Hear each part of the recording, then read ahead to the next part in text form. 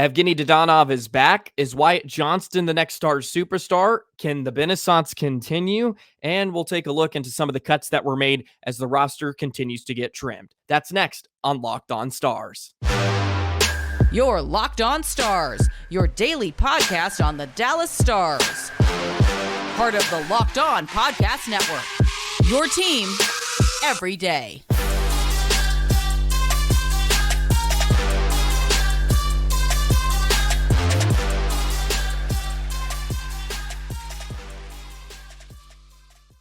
Howdy, Stars fans, and welcome back to another episode of Locked On Stars, part of the Locked On Podcast Network. Thank you so much for making this podcast your first listen of the day. I'm Joey Erickson, former producer of 105.3 The Fan and play-by-play voice of the Chippewa Steel. It's a pleasure to be with you on this Tuesday, October 3rd, as we inch closer and closer to opening night. There were some more roster cuts made as the roster continues to get trimmed, so we'll touch on a bit of that and then do some previews on Dadonov, Benn, and of course Wyatt Johnston, and we'll get into all of that good stuff as well.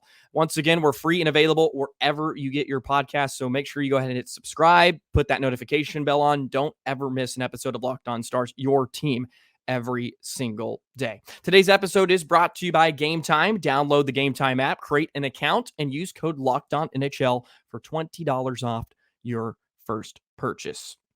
Okay, let's start here with Evgenii Dadonov and Jamie Benn as we kind of continue to dig into some of the season previews. And this line was really, really good a season ago once Dadonov came over in the trade for Denis Gurianov, and Gurianov just could not find his footing once again, which is really, really unfortunate because not many people have his type of burst and acceleration. Just a few quick thoughts on Gurianov. It was tough that he just never was able to kind of find his confidence. I think he lost that, and sometimes that's all it takes for a player to kind of get derailed. He needed a change of scenery, and so did Dadonov on a Montreal team that was heading in two completely different directions. Also, Dadonov got to reunite with Pete DeBoer. He played for DeBoer in Vegas for a season where he had 43 points. And, you know, he came over and did great. He filled a perfect void and really kind of completed a trio that the Stars just could really never find. They tried to Landry up with that Johnston and Benn line, and they tried a few others, but nothing really ever stuck. And getting Dadonov over from Montreal, he came in and he just fit perfectly. The thing I love about Dadonov, and this goes the same for Johnston, is it allows Jamie Benn to do what he does best. Jamie at this age is still a power forward, but he's not at his best anymore when he has the puck on his stick constantly and he's weaving through four guys, bumping shoulders with everybody and just going through the entire team to get a chance at the opposing net.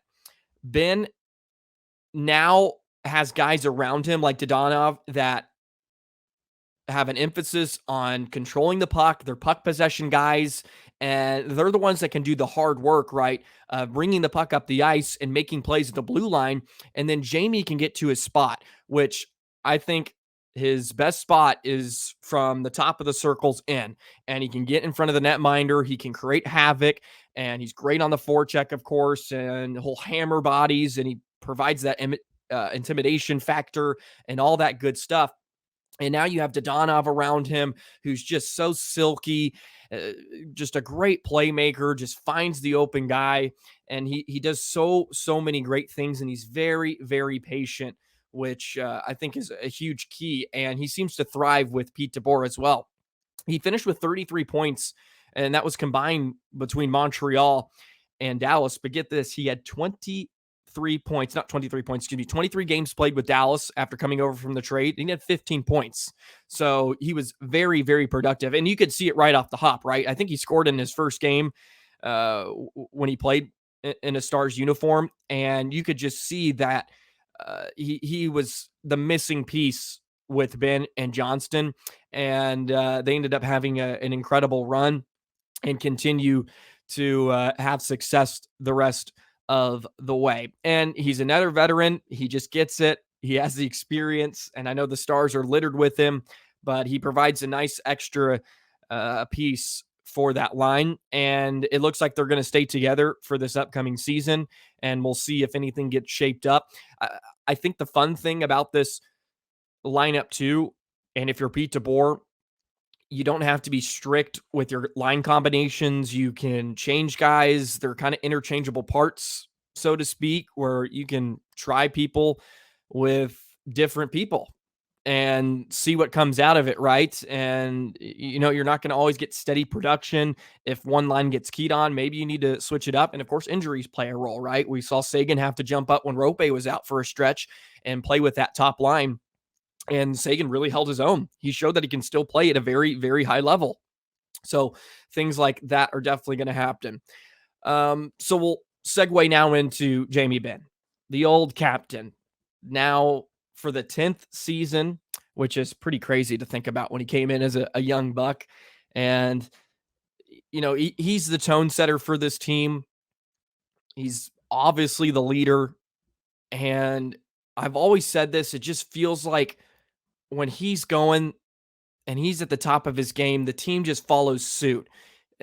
When he's beating at his own drum, it just feels like the Stars do as well.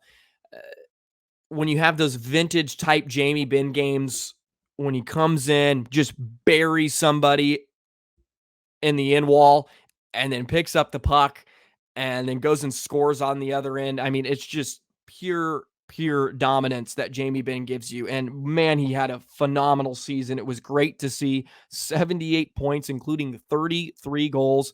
And he did the majority of his damage on the power play. And that's where he was cooking, right? 30 points on the power play, which tied his career high. And I think that was when he won the Art Ross back in 15-16. With him just being so dominant, and of course, like I said, when he's in the hash marks in front of the netminder and he's taking the eyes away, that's when he's at his best. Not as smooth as he used to be, but he provides so much, and he's so effective, just so effective. He's so important to this Dallas Stars team. And it just feels like they all kind of follow suit. When he's at his best, the Stars are rolling. Of course, you would like some more consistency with that. I think sometimes it's just not there. And two, he's getting older and he's lost a step. Of course, you would like to see a bit more consistency, and we saw that last year. So, I digress, but previous years, it wasn't clicking, and the offense just wasn't there for. I'm not a big money guy either, but for what you're paying him, of course, you want him to be more productive. But, he's such a big factor in the locker room and off the ice. And I know we tend to not want to think about that. And we're so obsessed with points and, how many goals are they scoring? Well, he delivered last year. But how many more years of that does he have in him, right? Not everybody's going to be Joe Pavelski and just having career highs in your late 30s. The regression is going to continue to happen. And you're at a point now where how much more of this type of Jamie Benn can you get? Of course, you would love to see it continue for this upcoming season, and pairing him with a young guy like Johnston. And, we already touched on Dadonov. Can that continue? I don't know. I think it's a very worthy question and definitely something to think about. But at the same time, I'm not hugely concerned with his production in the regular season. Like, what is he going to give me when it matters most, right? And that's kind of the mindset and approach I take with multiple guys on the Stars lineup, like your Sagans and stuff. Like, who cares if, I don't need them to score 80 points and light up the lamp, 3 times a night. That's just not who they are now. And even in their prime, they weren't even that too, to be completely honest. So when it comes playoff time, can you give me, half a dozen goals, 13 points in a deep playoff run? That's the type of thing that I'm looking for out of my guys. And Jamie Benn, I think, has always been incredible come that time. That's when he really, really wakes up and he's his best. Did not have a bright moment in the Western Conference Finals, we can be honest. Really, really put the Stars in a tough situation. May have not mattered at the end of the day, but still, he put them in a very, very tough situation. And of course, the cards did not fall the Dallas Stars' way. Alrighty, that's just a few quick thoughts on Dadonov and Jamie Benn. But I do really, really want to jump into some more of the roster cuts and stuff because we got some more preseason games rolling around this week, and we'll touch on to that and how the roster continues to shape up in just a moment. Today's episode of Locked On Stars is brought to you by Game Time. Game Time is obsessed with finding ways to help you save money on tickets. You know about all those fees and the extra stuff that you got to pay just to get to the game. And then by the time you get there, you're just like, well, I spent all this money and it's really hard to enjoy the game. Look, I get that, but Game Time has deals on tickets right up to the start of the event and an hour after it starts. It's the place to find last minute seats. You can find exclusive flash deals and sponsor deals, football, basketball, baseball, concerts, comedy, but of course, Dallas Stars games and hockey games with zone deals. You pick the section and Game Time picks the seats for an average of 18% savings. And the Game Time guarantee means you'll always get the best price. If you find tickets in the same section and row for less, Game Time will credit you 110% of the difference. Take the guesswork out of buying tickets with Game Time. Download the Game Time app, create an account, and use code LOCKEDONNHL for $20 off your first purchase. Terms apply. Again, create an account and redeem code LOCKEDONNHL for $20 off. Download Game Time today. Last minute tickets, lowest price guaranteed. Already back here on Locked On Stars. Thank you so much for making this your first listen of the day. Go ahead and check out yesterday's episode as we touched on some of the takeaways from the preseason games over the weekend. And be sure to stay tuned for tomorrow, a special crossover edition with Locked On Predators. Got to talk with Nick over there with Locked On Predators. So much fun as, two teams that have had some history in the past, and now both teams are kind of headed in different directions, but always fun to kind of take a look at the Western Conference and just, kind of give your thoughts on certain things that are about to unfold. And he's pretty high on the Stars, so I'll tell you that. I don't want to spill too much, but he's definitely pretty high on the Stars. Well, with preseason games continue to roll on, another one tonight against the Avalanche, which will be interesting. It is at home, so that is nice. So you'll probably see more of the horses, I guess you could say, for Dallas.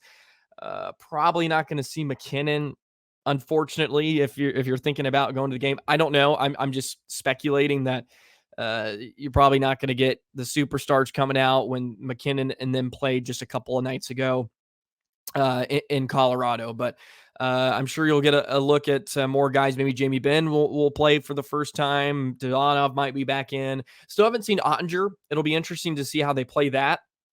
I know people are wondering where he is, and I guess it depends on the approach of Pete DeBoer. I know with Colorado, they wanted to get Georgiev in a game, and of course they played him against Dallas a few nights ago. So we'll see if Ottinger gets in to one of the final 3 preseason games. There's another on Thursday against the Blues at home, and then they wrap up the action against the old Minnesota Wild, and that will be on the road. Maybe he plays there. It is his, hometown, so maybe he gets to play in Minnesota and get into some action before the real games start to roll on. Just wanted to really go down quickly. I probably won't name everybody, but just some of the cuts that were made.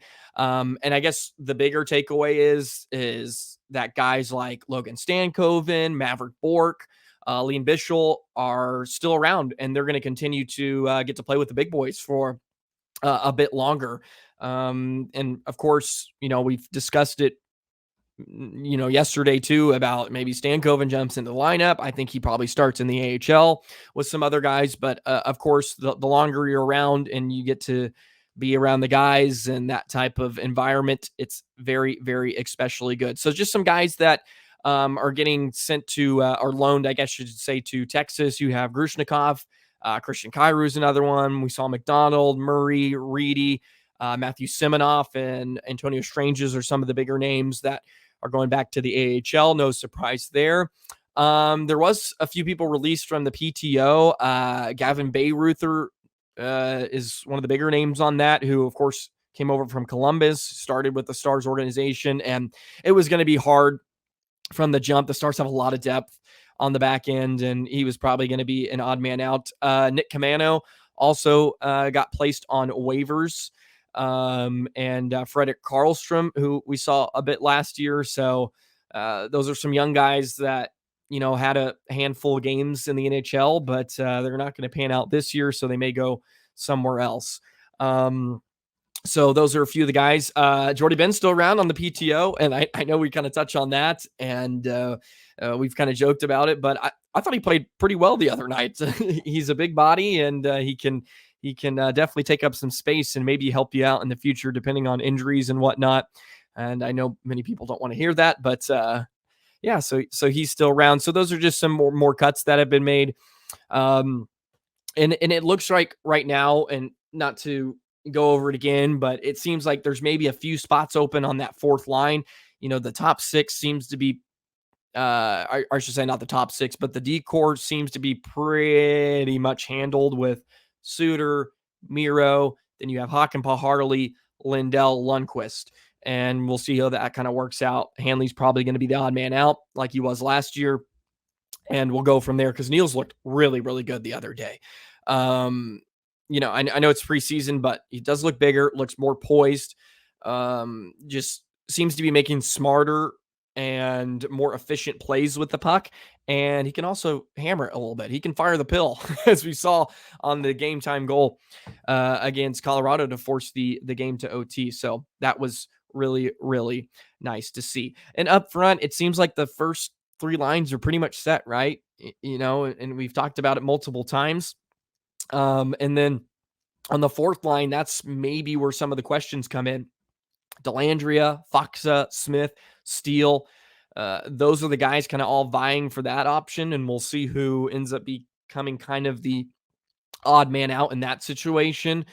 But I think you have to be pretty thrilled with the way everything's shaping up. And now I think when you talk about some of the young guys like Bork and Stankoven, who more than likely will start down in Texas at Cedar Park, you want them to force Pete DeBoer and the staff to put them in the lineup. Like, make it where it's just, you look absolutely insane to not have them playing at the NHL level. And if they can get to that point, man, the Stars have a great problem in their organization, where it's just, man, this kid's lighting it up. Why is he not playing? I think that's a good position for some of the young guys to be in, to still have that motivation to produce down in Texas and continue to develop a bit more. And if they can do that, then hey, yeah, bring them up, and the Stars will be in very, very good shape. So that's just an overall look. Some of the more roster cuts that continues to get cut down, of course. And the lineup's just really beginning to take shape, and we kind of know it's still a bit too early, of course. But these preseason games will tell a lot down the stretch, right? Because the last preseason game against the Wild will probably be, 85% of the roster, you would think. Maybe not. Maybe I'm completely off on that, but teams start to put together who they think is going to be their guys on opening night. And on October, I think it's 7th, I believe, against Minnesota. Yeah, on Saturday to wrap up the preseason. And I'm sure we'll see a lot of the opening night roster, which will be very, very fun. Maybe we get a look at Ottinger. I know we're still kind of waiting for that. Of course, he's practicing, and maybe we'll see Rope Hintz. I know he's dealing with the upper body injury. Who knows if they just want to sit him out until game number 1 against St. Louis. Alrighty, let's go ahead and finish off with Wyatt Johnston. Is he the next Stars superstar? Because boy, he had a great start. Can he continue it in his sophomore season? We'll talk about that in just a moment. Today's episode of Locked On Stars is brought to you by FanDuel. Snap into action this NFL season with FanDuel, America's #1 sportsbook. Right now, new customers get $200 in bonus bets guaranteed when you place a $5 bet. That's $200 in bonus bets, win or lose. If you've been thinking about joining FanDuel, there's no better time to get in on the action. The app is so easy to use. There's a wide range of betting options. You got spreads, player props, over-unders, and much more. Go ahead and sprinkle some money on those Cowboys who reeled us back in last weekend against the Patriots, a beatdown of Bill Belichick. They do this every year. We all know what it's going to end up, right? No. Okay. I'm a glass half full kind of guy. So I still believe in the boys, but go ahead and show your confidence by using FanDuel, getting the app. Go ahead, sprinkle some money on them because it's so easy to use. Visit FanDuel.com/lockedon and kick off your NFL season. FanDuel, official partner of the NFL. Alrighty, let's go ahead and jump into some Wyatt Johnston talk to wrap up today's episode on Locked On Stars, your team every single day. Go ahead and follow me on Twitter if you would like, or X, JoeyTheJet19, if you want to see some more of my work and get about some of my takes on these old pesky Dallas Stars. Also, go ahead and subscribe. We're so close to 2,000 subscribers on YouTube, and I know I've only been here for a cup of coffee. But do it for Dane, right? Do it for Dane and the former host. Let's get it to 2,000 and continue to grow this community. It's been so fun, and we're right around the corner from some real meaningful hockey, but it's been fun to take in some of the preseason and all that good stuff. And that leads me to old Wyatt Johnston, the 20-year-old who really just broke out on the scene. I don't know if many of us thought he was going to have that type of impact in his first season, but you noticed it right off the hop in the first handful of games he played. Yeah, no, he's a little bit smaller, but seems to hold his own. Real nifty with the puck. He's really good in tight spaces, and he can make people miss. And game after game, you could see the confidence just exuding from him. And it was just, and one of the reasons that you could tell that he had it is he would almost try something different every game, right?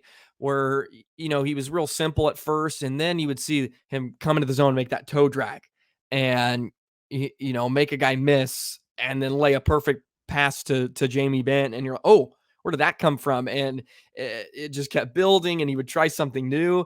And that's just so fun to watch. And you kind of got that experience with Miro too, right? Where it's just some of these guys, man, and they're not afraid to play, at this level. They're so young, and they just come in believing that they can have an impact. And boy, did he ever. 24 goals and 17 assists. One of the things that I thought was most impressive with his year was his home and road splits, because we saw this with Robertson in his rookie year where he scored a ton at home at the AAC and didn't have as much success on the road. But Johnston was better, 24 points on the road. So he was very, very good in the opponent's building, which, can sometimes be a bit more challenging for some young guys. I guess it kind of depends on your mindset, where maybe at home you feel a bit more pressure in front of the home crowd. Maybe he felt a bit more free on the road. And let's be honest, it didn't hurt to have Joe Pavelski as your landlord. He's supposed to re-shack with Captain America this season. And he can help you through those processes. And I'm sure they're talking every night at the dinner table when they sit down, and talking about what he's thinking, how he's feeling. And I'm sure that's such a great person to confide in. And you could not have a better person to have in Wyatt Johnston's corner. So it'll be fun to watch him. And he just feels like he's going to be that next guy, that just the next superstar, right? That goes along with your Robertsons and your Rope Hintz and your Miro Haskinens. He just has that in him where, man, when he gets to shoot the puck a bit more, I mean, watch out. This guy's going to score 40. He has that type of potential, and his ceiling looks like it can be high. Is it going to be as high as Robertson?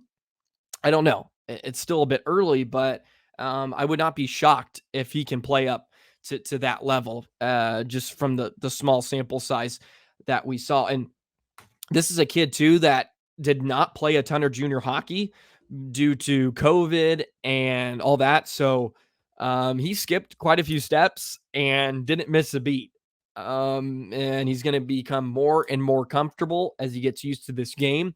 If he gets a bit stronger, and puts on a little bit more size, because he's still growing, of course, at just 20 years old, he'll be a force to be reckoned with. And just another one of these young guys that the Stars hit on again. They just, man, their draft, I don't know who their scouts are or what their scouts are doing, but they're doing something right. And they continue to hit on these guys. And it'll be fun to watch this trio again of Dadonov, Benn, and Johnston for a full season now, because they were very, very good together. And right off the hop, sometimes that chemistry just meshes well, and they just seem to know where each other were going to be. And Johnston is that guy that can be flashy and make a lot of plays, and he'll be able to have veterans like Benn and Dadonov to help him out too in the process if he struggles. Sometimes we get that sophomore slump sort of thing, but a phenomenal rookie season, 5th in the Calder voting. Blech. I think we can all say he deserved to be much higher, but I don't know if he deserved to win it, so to speak. There was some good talent like Skinner and Beniers, of course, who took home the award, but a very, very nice showing from Wyatt Johnston in his first season. And again, it'll be a wonderful, wonderful sophomore season to watch unfold in front of our own eyes. The young 20-year-old and Wyatt Johnston. Alrighty, so that pretty much wraps up a few of my thoughts for today's episode of Locked On Stars. Make sure stay tuned tonight, another preseason game against the Avs at home, and then they play the Blues one more time, and they'll finish up the preseason over the weekend on Saturday, and we'll kind of discuss more as we get later on into this week. But hopefully everybody's having a wonderful Tuesday. Appreciate you and all your comments and your feedback. Much love on all the support. It's been so fun to finally get to watch some games too that are being televised, and we can finally get our eyeballs on some of these guys. And we'll continue to just hammer away at this, and the games will be here in no time. So enjoy a wonderful Tuesday. Check out tomorrow's episode, special crossover with Locked On Predators. You will not want to miss that one. So check out tomorrow. We'll be back. Locked On Stars, part of the Locked On Podcast Network. So long, Stars fans.